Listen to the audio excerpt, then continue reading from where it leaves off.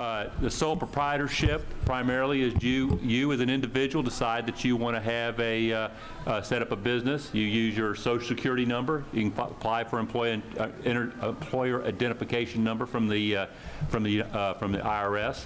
And there you're off and running with regard to your sole proprietorship. That's you as an individual.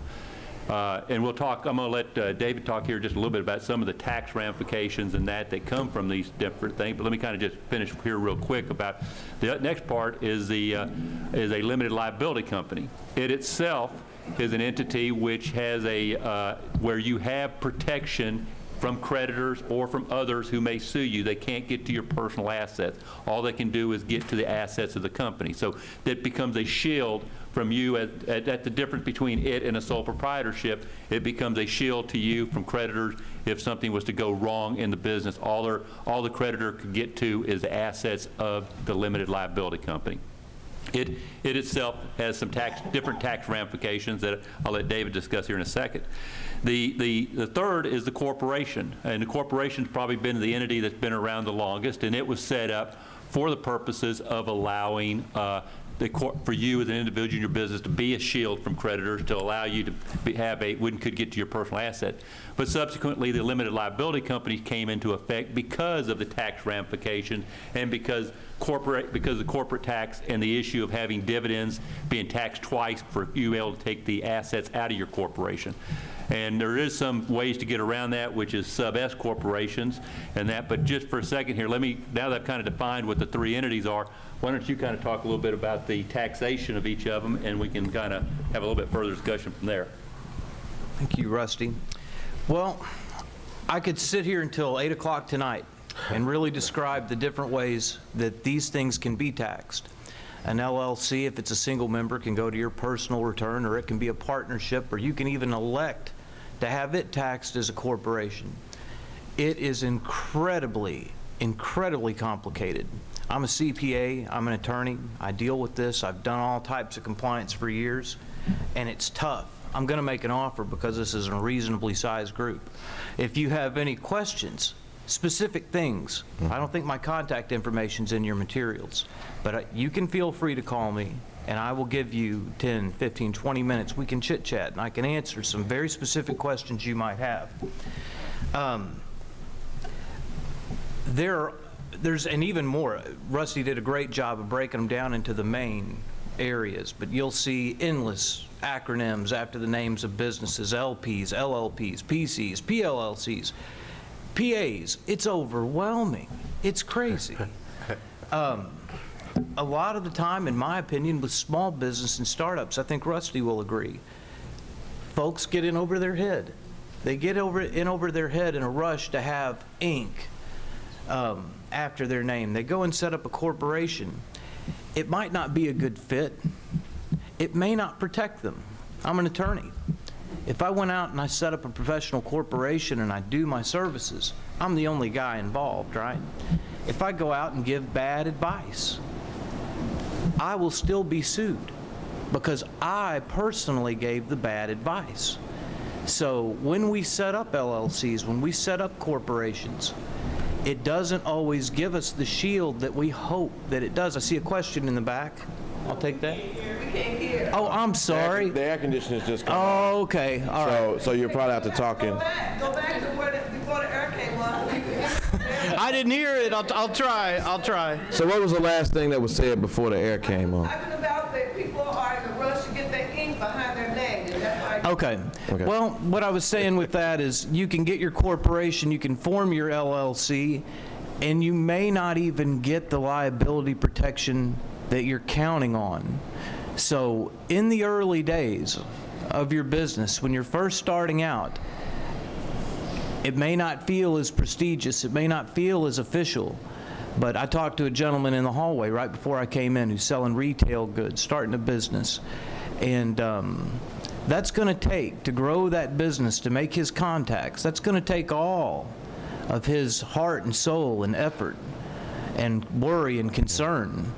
But if you were to organize, I'm just going to use this as an example, and I'm not trying to scare you, but just the things that come along, is you'd have a corporate tax return to be filed with the federal government on 11/20, a Tennessee Department of Revenue franchise and excise tax return.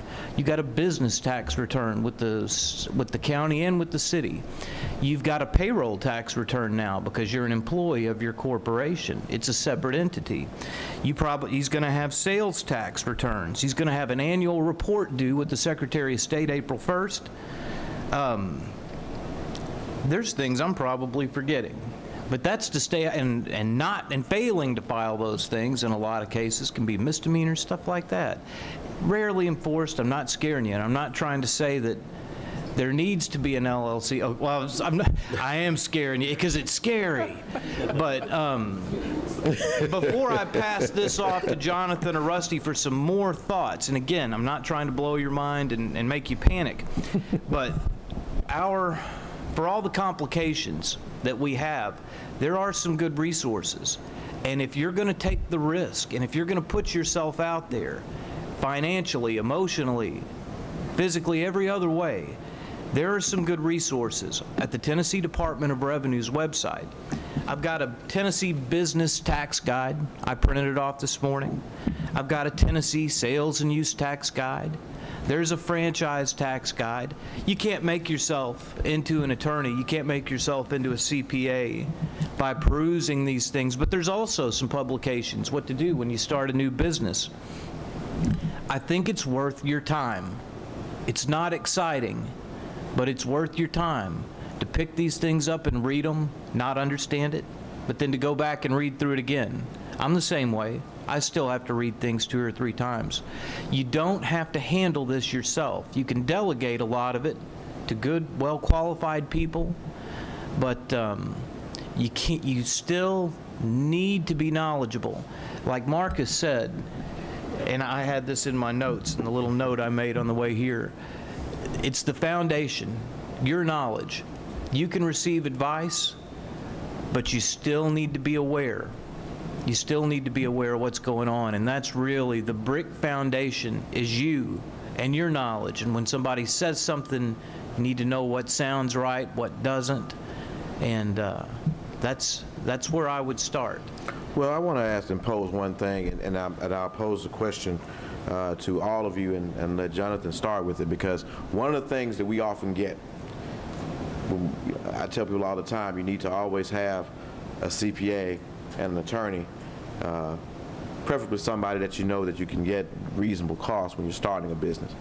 But what are pretty much some bright line determinations when someone comes to you and says, should I start sole proprietorship? Should I start a partnership, because there may be 2 or 3 of us? Should I start an LLC? What are some things that, because obviously there are annual reports that have to be filed and other things have to be filed with the state, licenses have to be done. What are some of the major bright line rules behind starting one versus the other?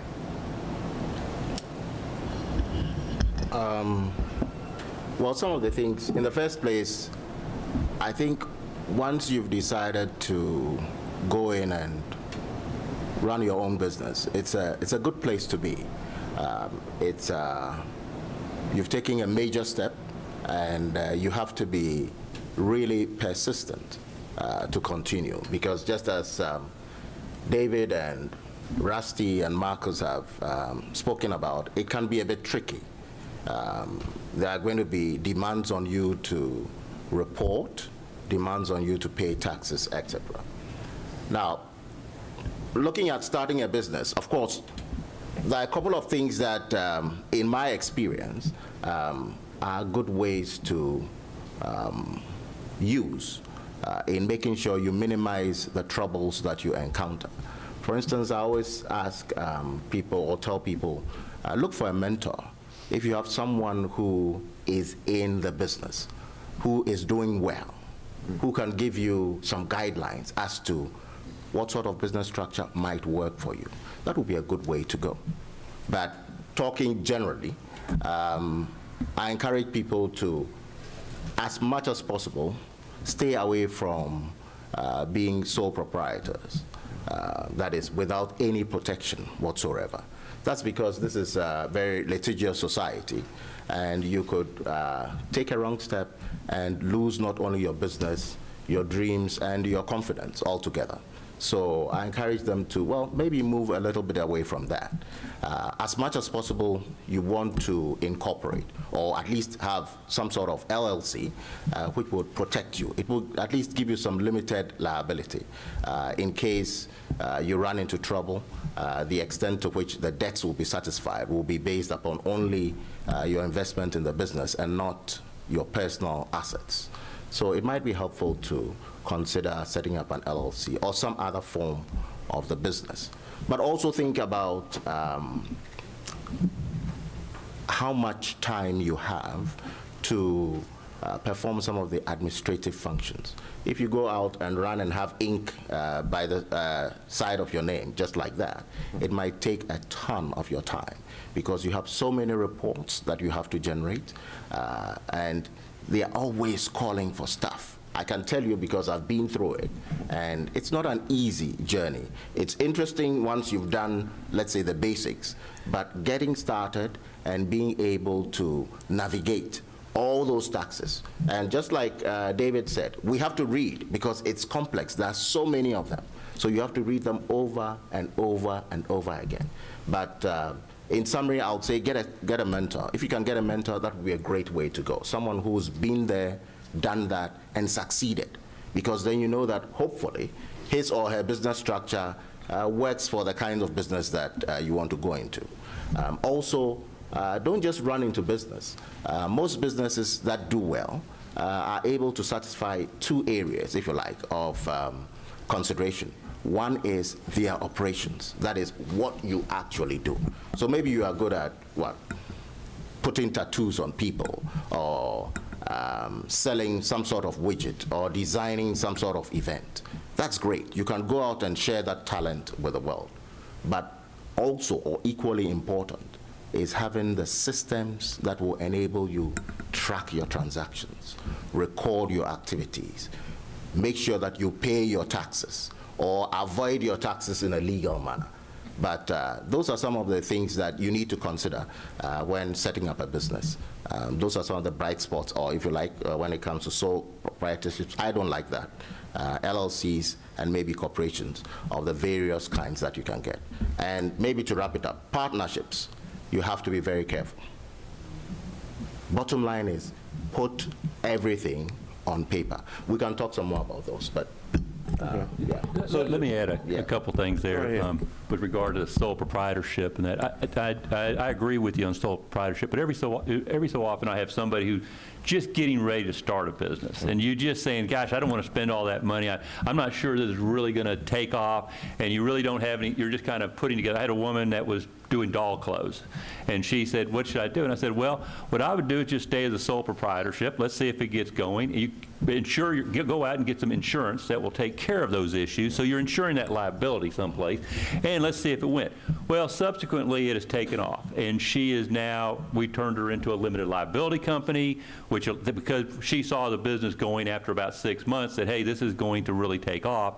So my advice sometimes to people is, hey, sole proprietorship is not where you want to end up at the end of the day, but you might start off there because you're just starting this business, and it's a lot of cost in setting all this up, that maybe you stay at that provision until you get to a point where you say, this has now become a real business. It's not a hobby. It's become a business. The reality is, this idea I have, I've been able to, this is going to work. This idea I have is on a piece of paper. I'm now able to put it. You're going to be moving out of your garage or whatever, doing the business that you have, and going that next step. So that's the one time I have recommended to people, stay with that, start off with that sole proprietorship to see if it's going to happen. But that's what I meant when I said, what is the trigger point? Because like you were saying, the dog clothes situation, because I'm gonna give you an example.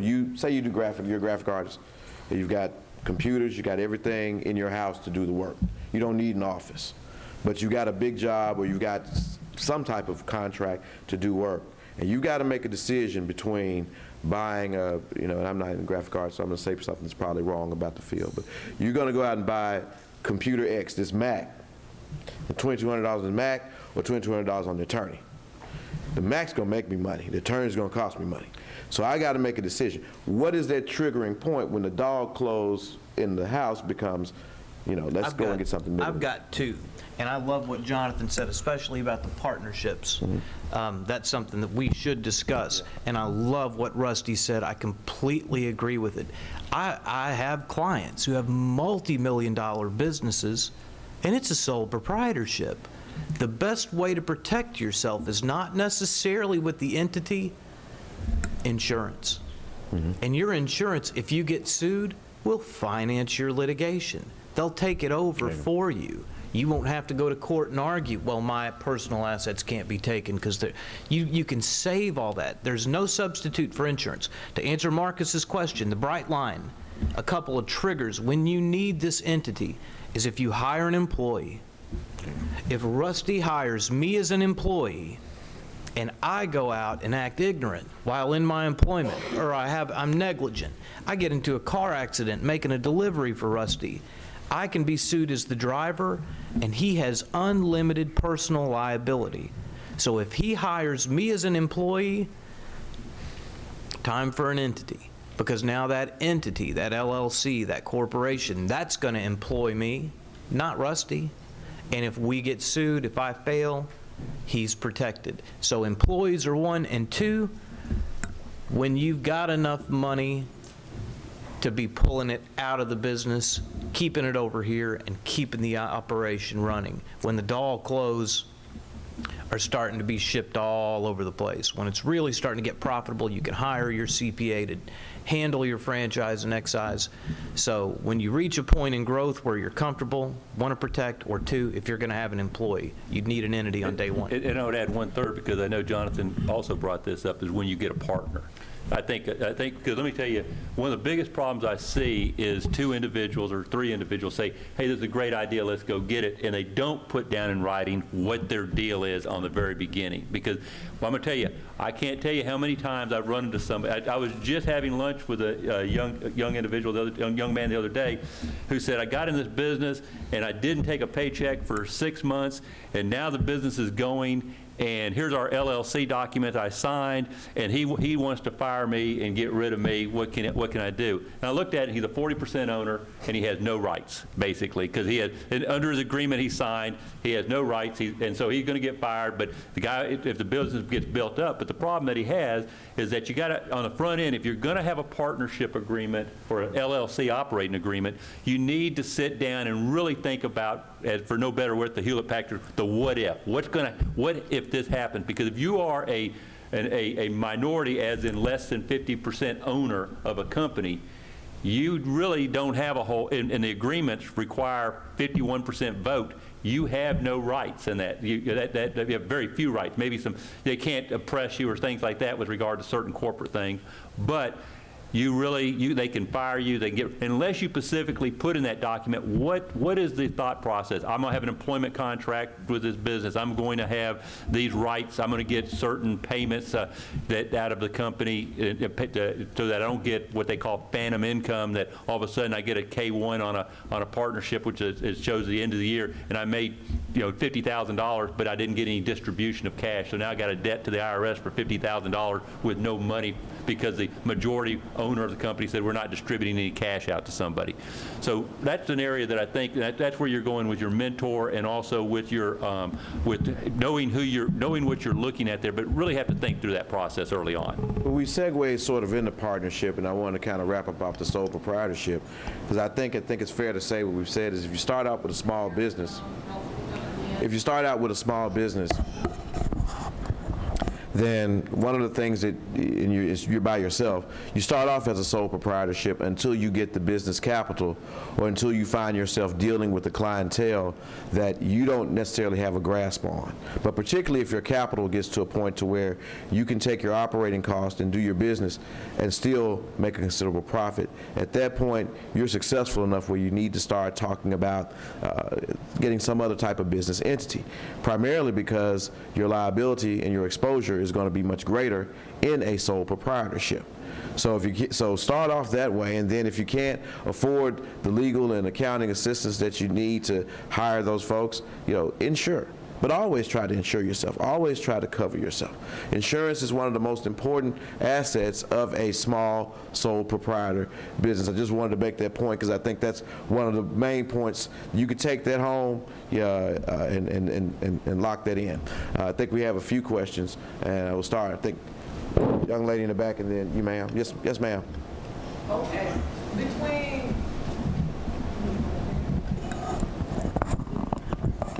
Yeah, come to the mic.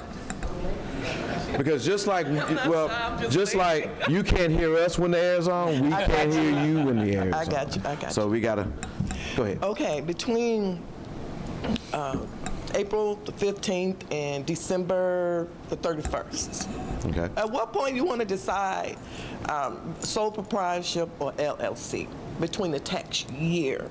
Do you wait to the next tax year to change over, or do you do it within the same tax year? Who wants to answer that question? Basically, is there a trigger based on the tax year for you to deciding when you want to be a? If you are, It's a very good question, by the way. yes, and if you're a sole proprietor and you convert your business from the sole proprietorship and you form an LLC, maybe January 1st, and I'll say that for this reason. If you form it on December 31st, you're going to owe a franchise and excise tax return, an annual report. You're going to owe all those things. Well, let me think. You have to do a short year tax Yeah, you'd have to return. do short year tax returns for that one day, and there's minimum fees involved. So I would wait until January 1st if I were going to do it, but if you have good reason otherwise, it's just time, you're sitting in August, I wouldn't, don't keep that as a hard and fast rule. What I'm talking about is probably $400. $400 and a little bit of your time in filing, you know, a couple of extra forms. So not really. Your federal tax filing wouldn't change a bit. If you're a partnership, before the switch to an LLC, you'll continue. If you're a sole proprietorship, you'll continue to report your LLC as a sole proprietorship on your 1040. It won't change your tax filings converting from a proprietorship to an LLC. To a corporation, different story. That's a separate tax-paying entity. Okay. Yes, ma'am. And while she's coming to the mic, I would add something that we haven't really talked about with your businesses is, if you're in business and you've made that commitment, you've made that commitment. You shouldn't approach it in a lukewarm manner. If you've made the decision that you're going to be in business, you're going to be in business to succeed. So planning is a very essential part of that.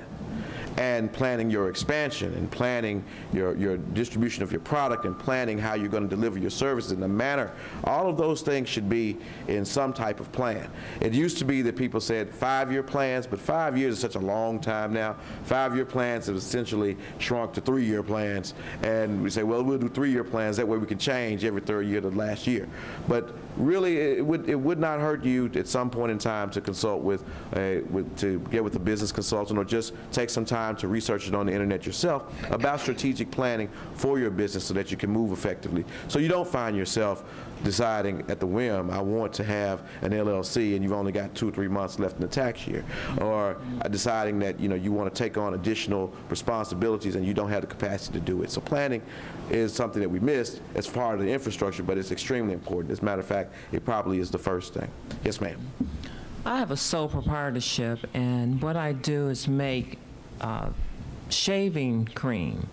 Now, you talk about liability. I have house insurance. Can I get a rider or umbrella policy to protect me? That's a good question.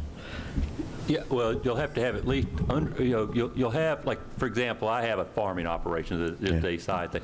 Wesley, excuse me a second. I want to make sure, because that was something I was going to touch on. Did everybody hear that question? Yeah. Essentially what the question is about using your homeowner's coverage or getting a rider to cover your costs when you have essentially as a home-based business. Go ahead, Rusty. Right. The answer is that you can get an umbrella that will protect you personally, and usually umbrellas are fairly inexpensive. I've got $5 million coverage for $400 a year, so that's an inexpensive way to get, as long as you got underlying coverage that covers the actions that are going on, that are covering the underlying business action in the house. So that you just need to talk to your agent to make sure that that's in the fine print of the policy, a business, that they understand it's a business insurance that you want, and you want a rider, not a rider, but a underlying umbrella policy for that.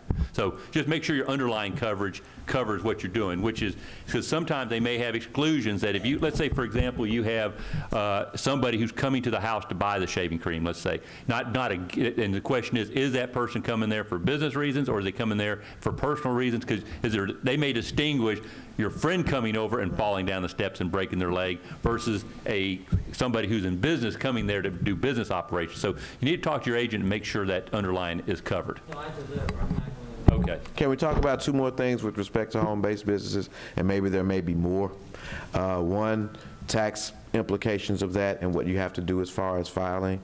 That's one of the things. And then the other thing is something that's kind of come up. I do real estate, a lot of real estate, so therefore I have to ask land use, if anybody wants to touch on that. Because generally what it is, there are some, if you have home-based businesses, filing your regular tax return is one thing, but there's also an additional return you would have to file for that if you're looking to claim area of your home for that purpose.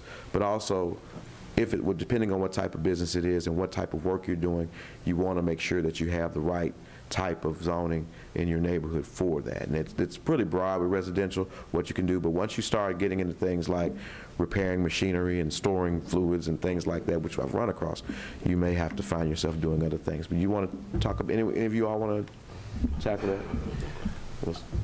A couple of things about Marcus's point there. With home-based businesses and with respect to your business, disclosure to your insurance company. They'll take your premiums. They will be delighted to take your premiums. They will be delighted to tell you you're covered up to $1 million. But they will also not hesitate to deny your claim when the time comes if you haven't disclosed everything to them.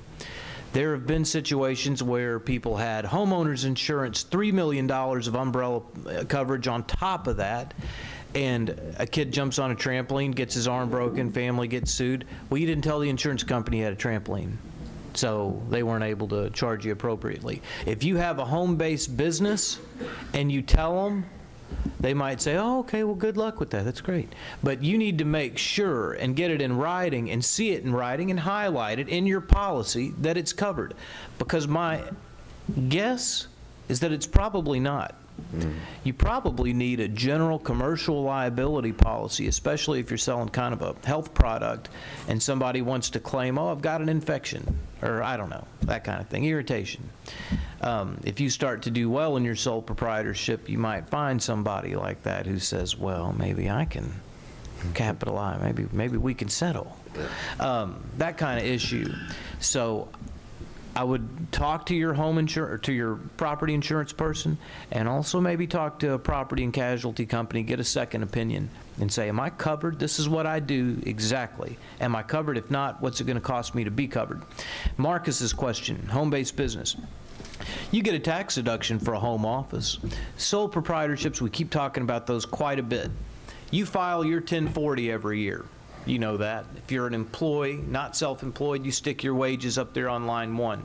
If you're a sole proprietorship, there's a separate Schedule C. How much money did I make? I put that on Schedule C. What are my deductions? What did I spend? What's my mileage? What did I spend on office supplies, equipment, my computer? I'll deduct all that. And then I've got a net. I brought in 50, spent 20, cleared 30. There's a separate form, an 8829. That's expenses for the use of a home office, and you can depreciate your home. If you use 10% of your home for strict business purposes, you can deduct 10% of your rent, your utilities, your renter's insurance, or if you're a homeowner, property taxes, mortgage insurance, and it can make a really, really drastic difference. It's a good tax deduction for home-based businesses. I do work. But make sure you have. Yeah, that's where I'm going. It's strict. Yeah. If you are a proprietorship and if all the business is out of your house, you're all right, generally. But this is something the IRS likes to ask about, especially if you get aggressive with it. Or if you have W-2 wages. I'm an employee, I do work at home, but it's very strict. I can't, it just won't work. It won't work. I can do it, I can claim it, but I can't, I don't meet with clients there. I've got another office. So if you have an office space, it's very difficult to justify taking. Anybody can take it, but if it gets challenged, you're going to lose and have penalties and all that. But it's very strict, the requirements to deduct a home office. But if you're self-employed, that's your only place of business. That's where you store your stuff. Generally, you're okay. But again, talk to your accountant or tax preparer or read the instructions. Yeah. Just to add to that, it's important to talk to your accountant. Most people take home-based businesses as, maybe slightly less than a real business, and I think that could get you into trouble. So it's important to remember that you are conducting a business. Whether it's at home or in another location, it's still a business. Make sure that you keep your records, make sure that you keep books of account, and make sure that you get some good advice. Because if you're not careful, what will happen is that you would spend quite a bit of money trying to get your business going, but end up not taking the allowable deductions or maybe any losses that you may have incurred. And as such, it will be difficult for you to maybe make some profit or grow the business further. So if you decide to start your business from home or work from home, take it very seriously. Consider it as a real business. Okay, I think you had a question. If you have a question, just feel free to go to the mic, and once we're done, we'll entertain the question. I'm sorry about that. Backtracking a little, could you explain the process of converting from a sole proprietorship to an LLC? Another good question. Yeah, it's very simple. You would file a, if it's a sole proprietorship, and so what you're doing, you would file a articles of organization with the state of Tennessee. The cost of that, I think, is about $300, I think, to file an articles of organization with the state of Tennessee. You'd get that back from the state of Tennessee. You would file it with the Shelby County Registrar's Office, which I think is about $7. And then you would have also a operating, at that point, you're officially an LLC, which you're the sole owner. You would then, those assets of that sole proprietorship, you would contribute them to the LLC. So now the LLC owns those assets as if you did, because for tax reasons, treated as the same. You're just treated as the same. So now the question you have is that if you have partners or you're going to be by yourself, you have an operating agreement, which operating agreement is that kind of like for a LLC, it's like the bylaws. It tells how the company is going to be dealt with over the future. So if it's by yourself, it really doesn't matter. If you're going to have a partner, that's where the governance issue really comes down to a different thing. One beauty of the LLC is that it does allow you to have economics and governance different. And what I mean by that is that you can own 90% of an LLC and somebody else owns 10%. Under a corporation, that means the 10% is that person owns 10% gets 10% of the profit, that person owns 90 gets 90. An LLC, you can have the governance at 90% and the economics at 20%, and the 10% owner can have the 80%. So you can depending on how you want to deal with those issues, it allows you. It's a very friendly organization to allow you to do a lot within it, and that's why it was set up at that time.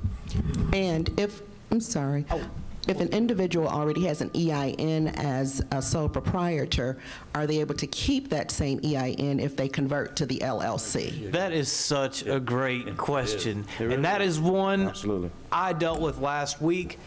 I'll tell you what, as long as you're being taxed in the same way, I cannot imagine the IRS is going to care. As long as they're getting their returns, like if it's a sole proprietorship before, and you convert to an LLC, I don't think you have an issue. I think you'll change the name on your next tax return. I do not have an academic Treasury regulation answer to that, just from a practical standpoint. I think you're all right, though. I can't say it would be a terrible idea to go get a new one and start a fresh slate from day one. It's not a bad idea. Right. But if you've got all your bank accounts set up and you've got direct deposits and bill pays going out, that's a headache. If you got to get a new tax ID and then, so as far as if the IRS is getting their quarterly employer returns, you're filing your tax returns, they can see it, you've given the change of name. I don't, because that's really a state law distinction, LLC or sole proprietorship. They will ask you to send a letter. You got to cover yourself by sending a letter to the IRS saying, I have, I have converted. Okay, there is a form for that probably with the Yeah, IRS. there is. All right. Well, thank you very much. you. Anybody else have a question? And I've been informed by our timekeeper that we're running a little short on time, but, we came in, so we'll go until they absolutely evict us. And So we'll I keep want to on moving. know what we just talked about. Would that go for the partnerships also? With regard to, Partnership going to an LLC. And then what was the second question you asked? about the EIN. Yeah. About the EIN. About the EIN too, yeah. But If you're converting from a partnership to an LLC, what is going right, to be well, the the process? question is, there's twofold, I guess. Is it the same partner, same ownership, same everything else? Everything's going to move over. Right. A partnership can convert to an LLC. That's not a Right. problem. And the Okay. employer identification number would be the same situation. You just got to notify the IRS. Okay. Yeah. Can you explain the difference in the taxes from a sole proprietorship or a partnership to a LLC? They're exact same, aren't they? If you are a sole proprietorship converting to an LLC, your tax requirements at the federal level are exactly the same. Now, when you get liability protection from the state of Tennessee, they want to be paid for it. What you do with them is you file an annual report with the Secretary of State every April 1st. If you don't do it, your LLC is inactive, you can't claim any liability protection under the state laws. Second, on the same day, April 15th, your normal tax return is filed. You have a franchise and excise tax return with a $100 minimum and potentially much, much more in tax. And one thing I want to interject too, because I know a lot of times people, their status lapses, or the corporation is administratively dissolved, and then they reinstate it. But you've had that period of dissolution and something comes up. Can you address that? Half of them. I set up an LLC for somebody a couple days ago, and they were so excited. And they said, well, this is awesome, and I feel official. And I said, well, don't lose that enthusiasm. Because most people feel official, and then they neglect it, and they don't care. And 2 years down the road, they haven't filed returns, they haven't paid taxes. The state assessed estimated taxes on them because they didn't file. Now they're $20,000 in the hole to the state of Tennessee. They can't fix it. They try to go fix it. They go to, and now they're spending their week at Appling Road at the Department of Revenue trying to get themselves out of a ditch. And then I've just had so many successful businesses. People come to me and they say, I want to wind it up. I want to wind it up right, and I want to be done. And I ask them, well, what happened? It looks to me like you did all right. And they said, I just can't take the headache. And it really wasn't that big of a headache had they been on top of it on the front end. But once you're dissolved, now you got to get reinstated, now you got to get tax clearance letters, it's a pain. It's a pain. So, what is it, the half ounce of cure? An ounce prevention Prevention, is yeah, worth a that's right. pound of cure. Yes, Yeah. that's exactly true with all this regulatory and tax compliance. You can be on top of it. Go ahead. Yes, and to add to that, I think it's fairly simple to stay on top of these things.